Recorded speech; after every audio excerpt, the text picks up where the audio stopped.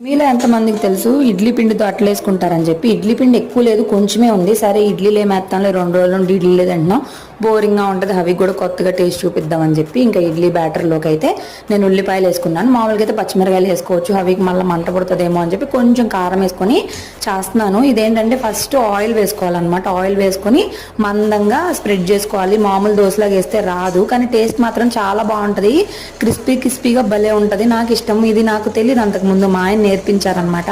సరే ఇంత కష్టపడి వేస్తున్నాను కదా, ఇంకా అదేంటంటే సిమ్లో పెట్టి ఊతప్పం టైప్లో అయితే వేసుకోవాలి. ఇంక ఇదిగోండి ఇలా అయితే రెడీ అయిపోయింది. 2 దోశలు అయితే వచ్చాయి. ఇంక ఈరోజు బ్రేక్ఫాస్ట్ కూడా ఇది. ఇంకా చట్నీ చేయలేదు కదా, అవి అయితే అసలు తిండంట. ఆయనకి ఏంటంటే చట్నీ ఉండాలా, నేను అందుకే కొంచెం కారం స్పైసీగా ఉంటే తింటాడులే అని చెప్పి చేశాను కదా.